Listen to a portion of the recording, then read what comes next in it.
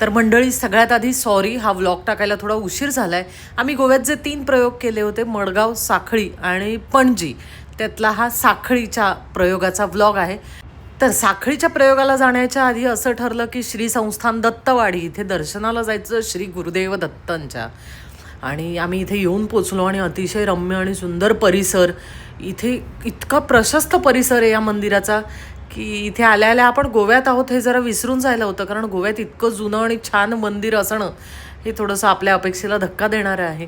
पण हे खूप छान मेंटेन केलेलं आहे, स्वच्छता आहे आणि शांतता आहे. मध्ये फोन, कॅमेरा आणि फोटोशूट वगैरे असं अलाउड नव्हतं, म्हणून मी बाहेरून तुम्हाला जितका परिसर दाखवता येईल तितका दाखवते.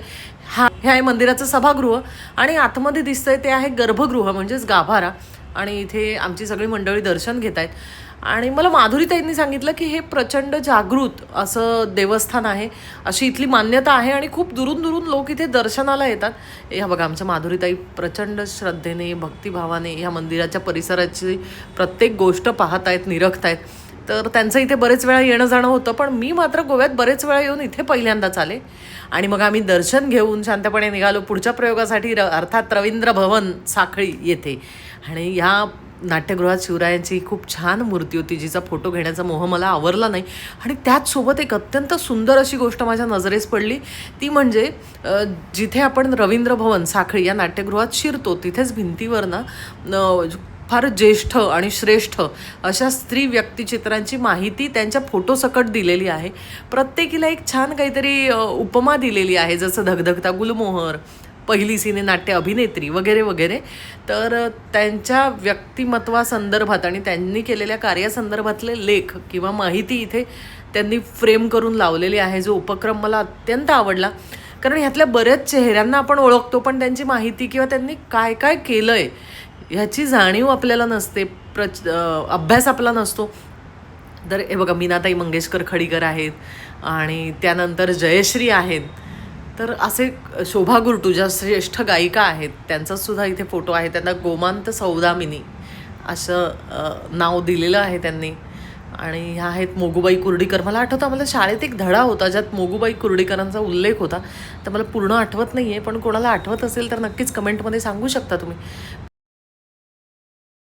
आपापल्या क्षेत्रात अत्यंत उच्च स्थान मिळवलेल्या ह्या स्त्रियांना इथे दिलेलं हे मानाचं पान मला प्रचंड आवडलेलं आहे आणि म्हणून मी हे शूट केलं. हा व्हिडिओ थोडा मोठा झाला मला माहिती आहे, पण ह्यांची माहिती सगळ्यांपर्यंत पोहोचणं गरजेचं आहे.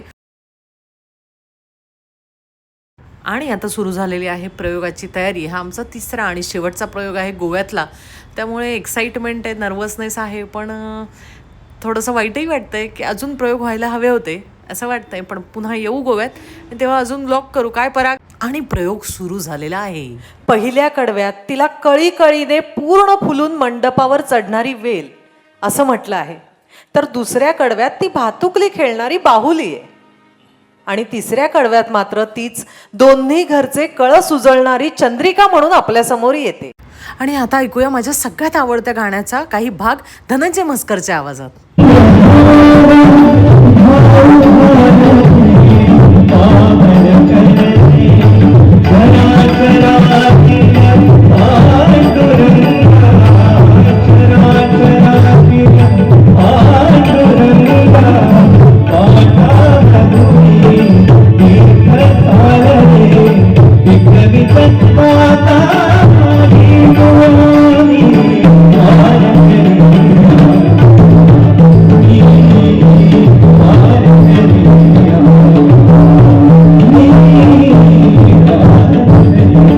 आणि अशा रीतीने गोव्यातला 3रा आणि शेवटचा प्रयोग सुद्धा कमाल सादर झालेला आहे आणि कमाल रिस्पॉन्स मिळाला आहे. सो आम्ही निघालो आता आमच्या हॉटेलच्या दिशेने, जिथे रस्त्यात आम्हाला दिसलाय छत्रपती शिवाजी महाराजांचा एक सुंदर असा स्टॅच्यू आणि त्याचा व्हिडिओ काढायचा मोह कोणाला आवडणार आहे, बरोबर ना.